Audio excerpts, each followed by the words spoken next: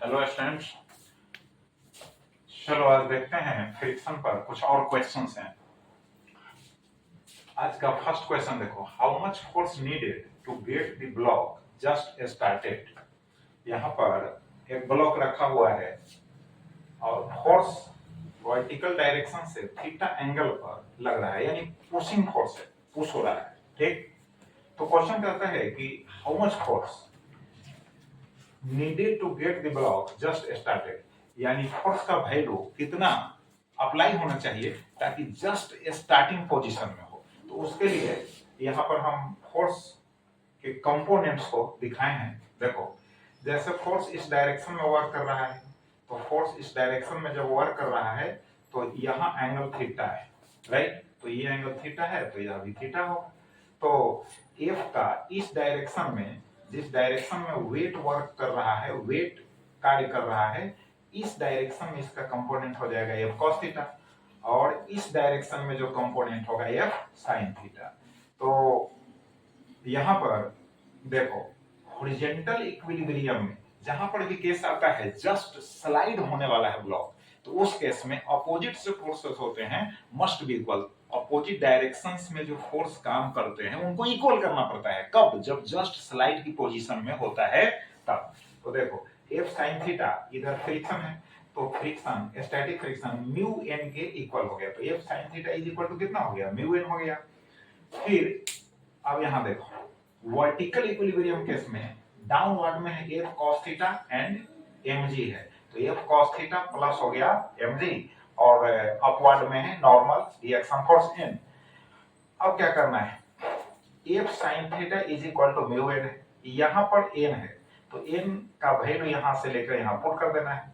तो पुट करेंगे तो F sine theta is equal to mu into F cos theta plus क्या होगा? mg होगा। फिर अब म्यू एफ कॉस थीटा को इस साइड ले जाएंगे और एफ कॉमन निकाल लेंगे, तो एफ कॉमन होगा तो साइन थीटा, यहां से टर्म होगा तो minus mu cos theta is equal to mu से इसमें मल्टीप्लाई करेंगे, म्यू mg होगा। तो therefore we have got here f is equal to mu mg upon sin theta minus mu cos theta हो गया। तो f का वैल्यू यानी फोर्स का वैल्यू हम फाइंड आउट कर लिए। नेक्स्ट उसका पार्ट क्या कहता है, देखो, discuss the situation when tan theta is less than mu. tan theta का वैल्यू अगर म्यू से छोटा होगा तो उस केस में क्या होगा, what is happening.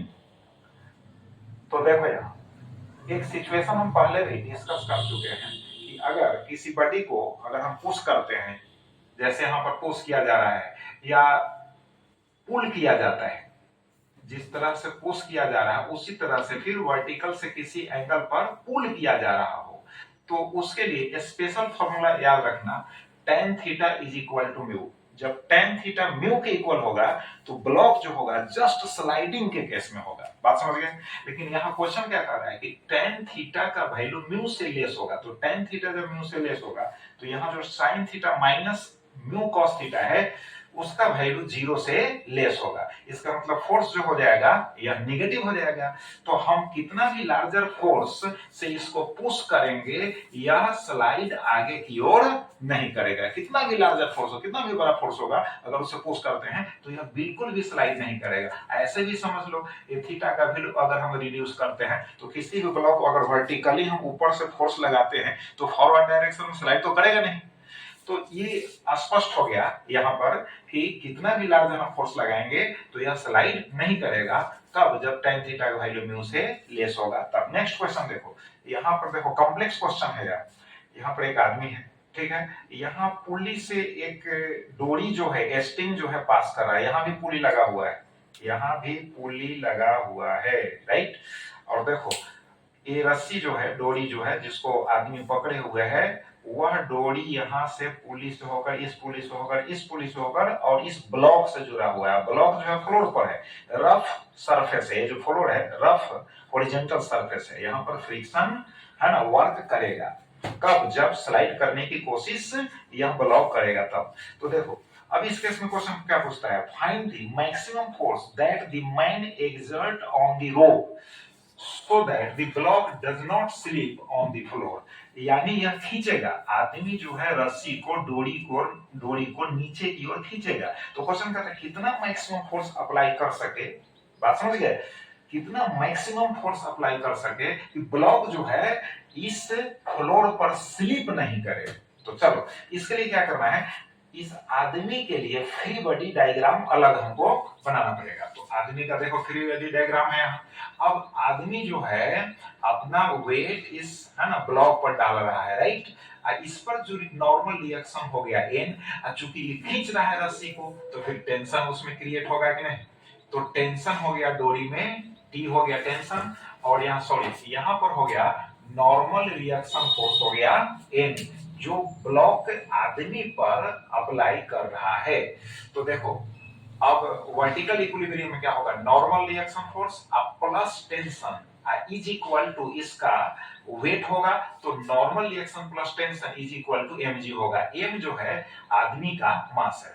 Equation number first हो गया है m is equal to mg minus t। अब उसके बाद from free body diagram of block, अब ब्लॉक का फ्री बॉडी जो डायग्राम है उसको कंसीडर करते हैं। तो देखो ये फ्लोर जो है, फ्लोर इस पर ब्लॉक जो है mg वेट से इस फ्लोर को दबा रहा है, प्रेस कर रहा है, राइट। अच्छा तो ये जो फ्लोर होगा इस पर जो नॉर्मल रिएक्शन अप्लाई करेगा वो n डैश हो जाएगा, और आदमी के ऊपर जो नॉर्मल रिएक्शन n है उतना ही फोर्स या फिर इस ब्लॉक पर लगाएगा नीचे। तो नीचे कितने फोर्स हो गए, तो नीचे जो फोर्स हो जाएंगे नॉर्मल फोर्स हो गया एक जो आदमी के द्वारा अप्लाई हुआ, वेट इसका हो गया mg, तो n प्लस mg, और ई फ्लोर जो है यहाँ यह जो नॉर्मल रिएक्शन फोर्स अप्लाई किया ब्लॉक पर वह हो गया n डैश, राइट। अब यह हो गया इक्वेशन नंबर 2। अब हम क्या किए हैं कि यहाँ पर t का वैल्यू हमको निकालना है। तो देखो t का वैल्यू निकालना है तो यहाँ पर t इज इक्वल टू कितना होगा, म्यू n डैश। अब कहो कैसे, तो देखो ये जो ब्लॉक है, ब्लॉक को ऐसे स्ट्रिंग जो है आगे खींचने की कोशिश कर रहा है, तो फ्रिक्शन फिर फ्लोर जो है ऑफर करेगा अपोजिट डायरेक्शन में। यहाँ पर देख ही रहे हैं जब यह डोरी इसको आगे बढ़ाने की कोशिश करेगा तो फ्लोर फ्रिक्शन जो है अपोजिट डायरेक्शन में अप्लाई करेगा। तो चूंकि बैलेंस्ड पोजीशन है तो ये जो टी होगा इस फ्रिक्शनल फोर्स के इक्वल होगा। तो यहाँ जो होगा T is equal to mu N dash, N dash का वैल्यू हम निकाले हुए यहाँ पुट कर दिए। अब पुटिंग एन वी गेट, अब क्या करते हैं यहाँ पर एन का वैल्यू इक्वेशन फर्स्ट से n का वैल्यू यहाँ पर पुट करेंगे, देख रहे हो n का वैल्यू यहाँ पर पुट करेंगे तो t is equal to mu into mg minus T plus mg हो जाएगा। अब क्या करेंगे, अब t प्लस म्यू टी, अब म्यू टी कैसे, म्यू से मल्टीप्लाई होगा, यहाँ इसमें मल्टीप्लाई होगा, इसमें मल्टीप्लाई होगा, इसमें भी, तो हम t वाले टर्म को साइड ले जाएंगे तो t अब प्लस हो जाएगा mu into T, right. Is equal to हो जाएगा म्यू से मल्टीप्लाई करेंगे तो म्यू mg होगा, अब प्लस म्यू mg हो गया। कैपिटल M है जो मास है आदमी का और स्मॉल m जो है ब्लॉक का, राइट। अब यहाँ पर हम म्यू और g कॉमन ले लेंगे तो यहाँ कितना होगा with in brackets capital M plus small m, और यहाँ पर t कॉमन ले लेंगे तो 1 plus mu, therefore t is equal to हो गया mu into m plus m into g divided by 1 plus mu. तो यहाँ पर हो गया टेंशन का वैल्यू निकल गया। टेंशन का जो वैल्यू होगा वह आदमी के द्वारा अप्लाइड फोर्स के इक्वल होगा, राइट। अब इसको रिवाइज करो फिर आगे वीडियो में मिलेंगे। Thank you.